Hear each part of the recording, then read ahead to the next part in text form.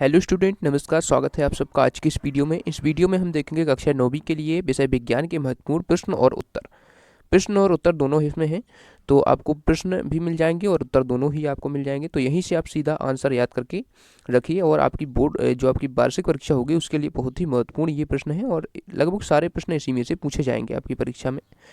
तो ये वीडियो का सेकेंड पार्ट है। फर्स्ट पार्ट में हमने जो आपका चैप्टर है, जो आने वाला चैप्टर है, चैप्टर नंबर 2, क्या हमारे आसपास के पदार्थ शुद्ध हैं, तो उसका हमने देख लिया था। पूरे जितने भी क्वेश्चन पूछे जाने थे सभी प्रकार के ब्लूप्रिंट के आधार पर देख लिया था। तो आज हम इसके आगे का चैप्टर देखेंगे और सभी इंपॉर्टेंट क्वेश्चन देखेंगे। सभी जितने भी पूछे जाएंगे उसमें, जैसे 2 अंक के या फिर 4 अंक के, 3 अंक के, जितने भी पूछे जाएंगे। चलिए हम ब्लूप्रिंट देखते हैं, उसके अनुसार देखते हैं कि कौन कौन से प्रश्न, किस प्रकार के प्रश्न इसमें से पूछे जाएंगे।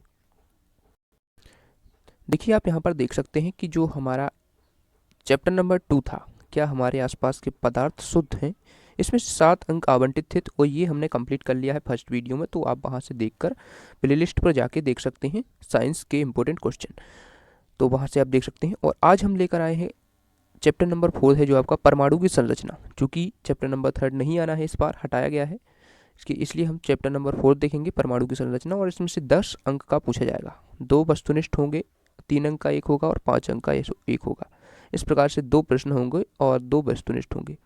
तो चलिए हम इसी को देखते हैं और इसके आंसर और क्वेश्चन दोनों ही साथ में देखते हैं। तो चलिए शुरू करते हैं। देखिए, आप यहाँ पर देख सकते हैं कि पहले हमें दिए गए हैं एक वाक्य में उत्तर।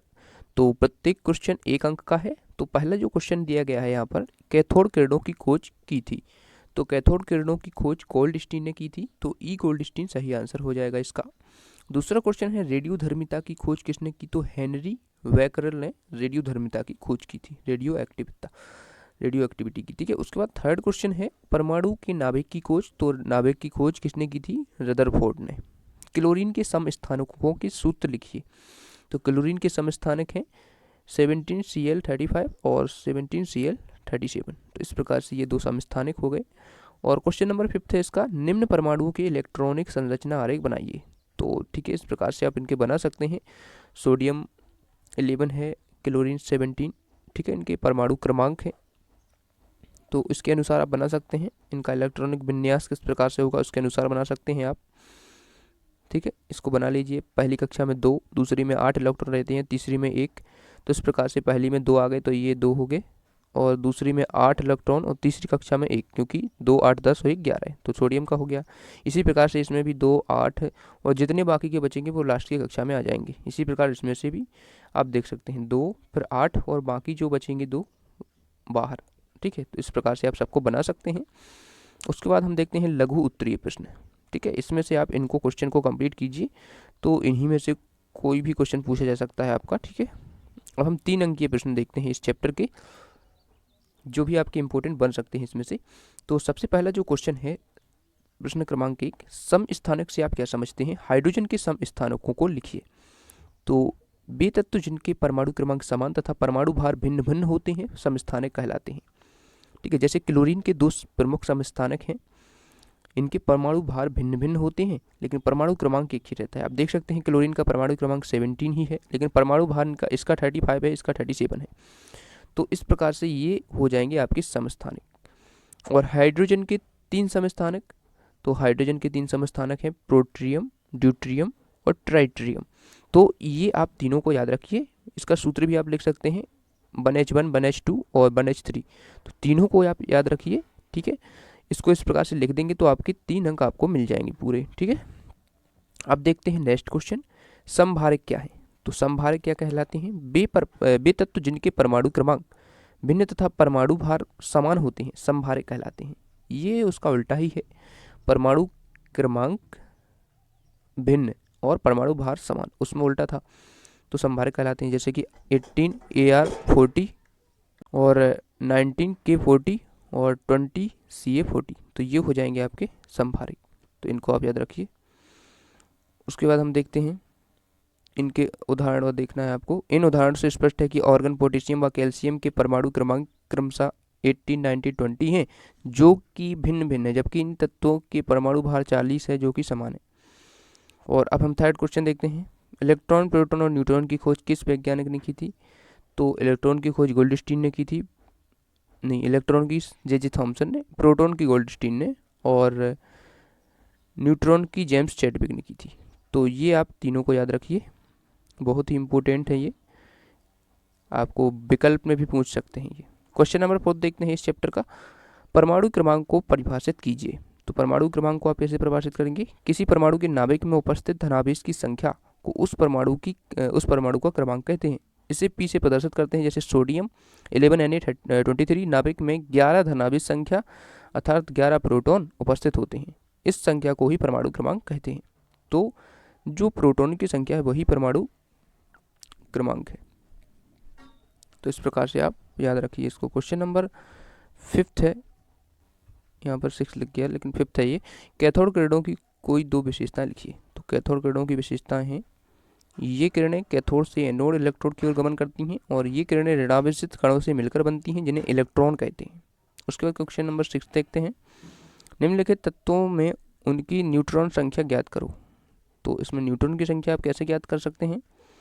A- चैड करके, यानी कि परमाणु भार में से आप परमाणु क्रमांक घटा देंगे तो आपको न्यूट्रॉन की संख्या मिल जाएगी। तो जैसे कि इसमें 11 है इसका परमाणु क्रमांक और परमाणु भार है 23, इसमें से आप 23 में से 11 को माइनस कर देंगे तो न्यूट्रॉन की संख्या आ जाएगी।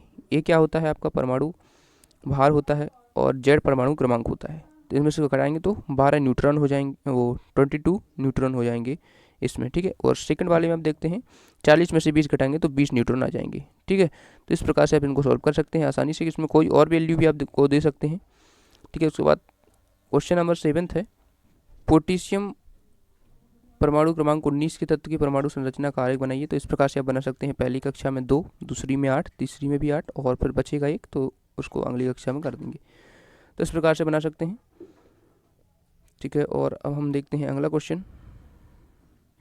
अब हम 5 अंक के प्रश्न देखते हैं। 5 अंक के जो क्वेश्चन आपके इस चैप्टर से पूछे जा सकते हैं। तो इसमें जो पहला क्वेश्चन है दीर्घवृत्तीय प्रश्न। तो इसमें पहला क्वेश्चन है जो रदरफोर्ड के मॉडल को सचित्र समझाइए। रदरफोर्ड के मॉडल की विशेषताएं हम इसमें लिख सकते हैं और चित्र को भी दिखा सकते हैं। तो पहला जो इसमें है विशेषता में, अधिकांश अल्फा कण स्वर्ण पत्र के आर पार सीधी रेखा में निकल जाते हैं। दूसरा है कुछ अल्फा कण विभिन्न कणों में विभेषित हो जाते हैं। और थर्ड है हजारों अल्फा कणों में से एक अल्फा कण नाभिक से टकराकर अपने मार्ग पर वापस लौट जाता है। जैसे आप देख सकते हैं ये अल्फा कण आया, नाभिक से टकराकर वापस लौट गया, हजारों में से एक, ज़्यादातर निकल जाते हैं, ठीक है। तो इस प्रकार से आप इसका चित्र भी बना सकते हैं। ये आपका नाभिक हो जाएगा यहाँ पर और ये आपका परमाणु की संरचना बना सकते हैं और यहाँ पर ये स्वर्ण पत्र लगा हुआ है यहाँ पे, ठीक है। तो इसको आप बना सकते हैं। अगला क्वेश्चन आप देखते हैं। रदरफोर्ड के उपयुक्त तथ्यों के आधार पर रदरफोर्ड ने निम्न निष्कर्ष दिए। तो निष्कर्षों को भी आप लिख सकते हैं।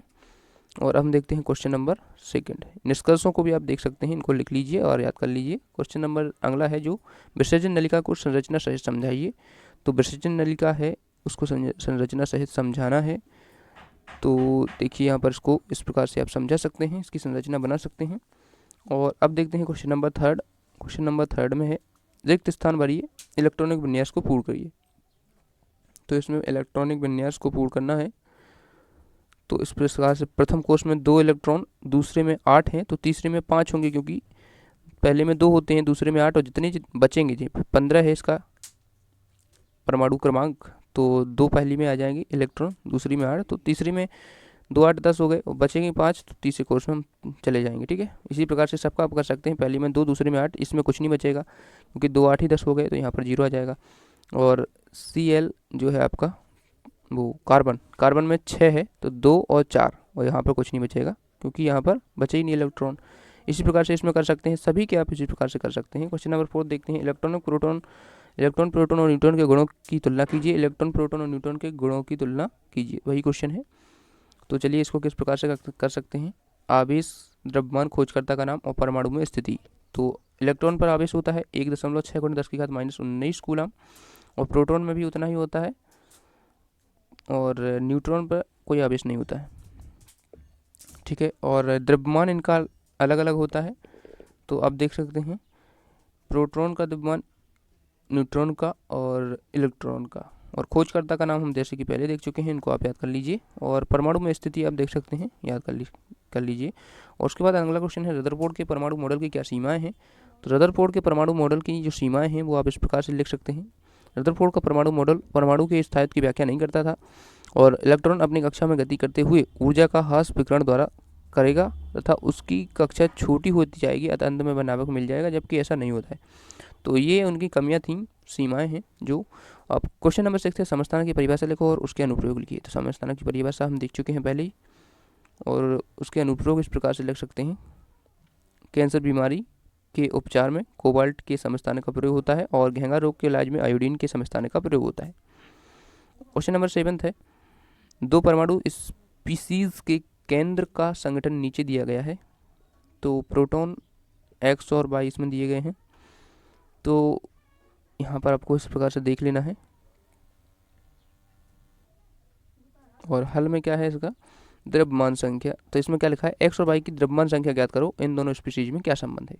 तो एक्स और वाई के आपको क्या करना है, ज्ञात द्रव्यमान संख्या। तो द्रव्यमान संख्या का सूत्र होता है प्रोटॉन की संख्या माइनस न्यूट्रॉन की संख्या।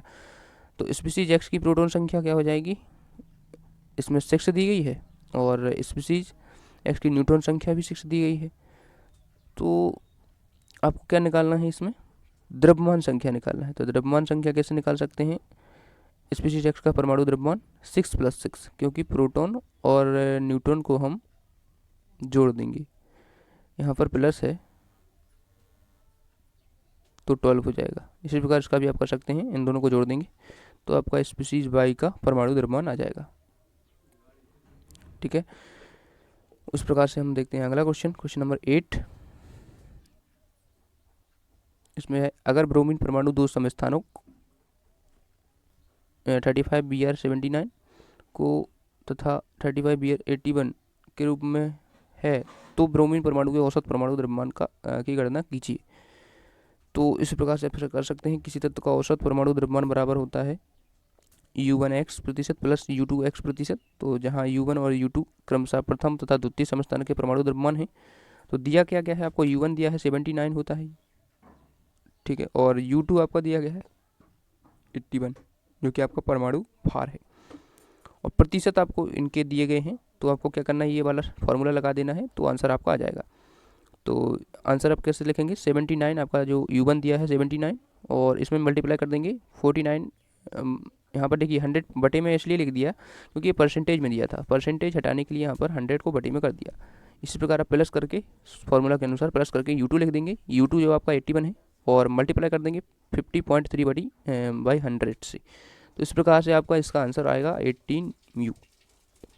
तो इसका आप आंसर लिख लीजिए। क्वेश्चन नंबर 9 देख लीजिए, सिलिकॉन और ऑक्सीजन का उदाहरण देते हुए संयोजकता की परिभाषा दीजिए। तो इस प्रकार से आप इसका भी आंसर लिख सकते हैं, संयोजकता की परिभाषा, और इसका आंसर आप देख लीजिए, और आंसर इसमें दिया ही है। तो इस प्रकार से हमने आज विज्ञान के अध्याय 4 था जो आपका परमाणु की संरचना, उसके इंपॉर्टेंट क्वेश्चन देख लिए हैं, ब्लूप्रिंट के आधार पर हैं, इन्हीं में से क्वेश्चन आ जाएगा कोई भी, तो इनको कंप्लीट कर लीजिए। Thanks for watching. और सभी क्वेश्चन आप देख सकते हैं हमारे चैनल प्लेलिस्ट पर जाके, सभी विषय के क्वेश्चन देख सकते हैं, सामाजिक विज्ञान, हिंदी और भी विषय के सब्जेक्ट की जल्दी ही प्रोवाइड कराए जाएंगे। थैंक्स फॉर वाचिंग, और दोस्तों के साथ इस वीडियो को शेयर जरूर कर देना।